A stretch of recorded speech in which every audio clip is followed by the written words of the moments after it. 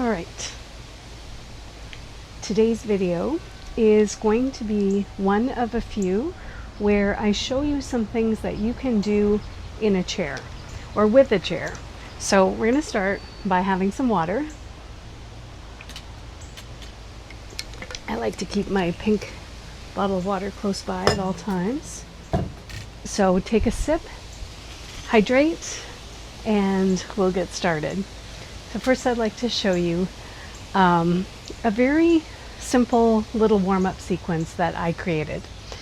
And I do this after my workout, but you can do it before your workout, or you can do it after as well. I like to do it in the sauna when I'm finished my workout at the gym. And I don't know why, but it just feels good at that time. So I'm going to share it with you now and give it a try. If it works for you, that's great. And if it doesn't, just leave it here. No problem.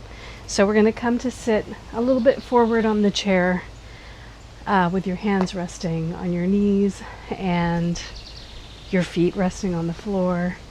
And we're just going to start by making some big stirring circles. And I said big, but you know what? They could be small. Maybe start small. The key here is if anything hurts, back off, make it smaller, make it slower, make it lighter. And if you really can't do this without pain, then don't do it at all. That's what I call respecting your body and how your body is today. And so I'm going to make my circles a little bit bigger now, my stirring circles. You can decide how big you want to make yours. And then we're going to stop and change directions. So maybe starting with a slower circle at first. And then gradually making it a little bit bigger as feels good in your body. And I want to remind you that every day is different. So you might find that some days you've got a lot of range of motion, a lot of ease in your movements, and other days not so much. And I encourage you to just love yourself whichever way it is, because our bodies are not robots, and they're responding differently each day to whatever is happening in our life and in our surroundings. So just meeting yourself where you are in this moment. All right, good. We'll bring those to a close. And now this is the part that I have made up and it really helps me a lot. So I'm sharing it with you. And I don't really know what to call it, but let's call it alternating shoulders. So I'm going to take my left shoulder a little bit forward and I'm going to scoop around, bringing my right shoulder forward and then scoop around and go the other way. So we're just doing sort of half circles here. And you know, I gave you the shoulders as a landmark just to sort of locate the movement, but this is really not a shoulder exercise per se. Yes, the shoulders are involved, but you're not trying to really crank around your shoulders or anything. Just letting that give you the sort of the direction of this. So it's a little bit like a half stir with a little bit of a twist in it. And what I find is that really helps me release my lower back. So if that helps you do that, then that's great.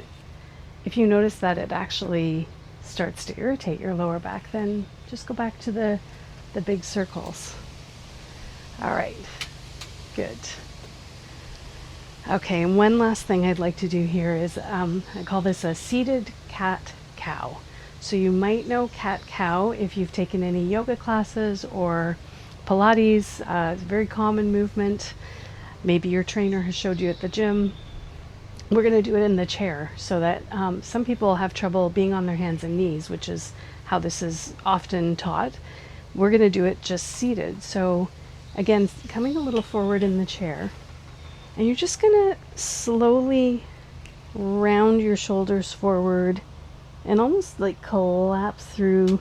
You're not really collapsing, but making a little bit of a curve this way of your back, of your spine. And then as you inhale, we're going to come forward, opening up the heart center, opening up the shoulders, leaning a little bit forward. So now there's a bit of an arch in your back this way. And then we're going to exhale, coming back to this side of it, and then inhaling and coming forward. We're going to do that 2 or 3 more times. So exhaling as you curve outward, inhaling as you curve inward.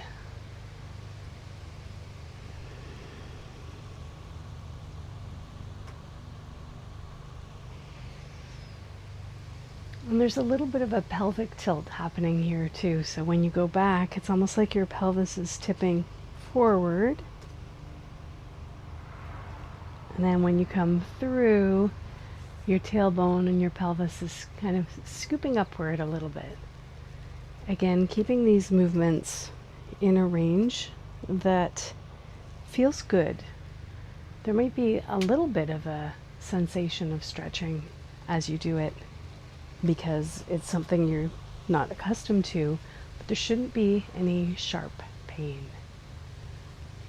All right, we have warmed up our bodies, and I encourage you to have a sip of water as we bring the warm-up to a close.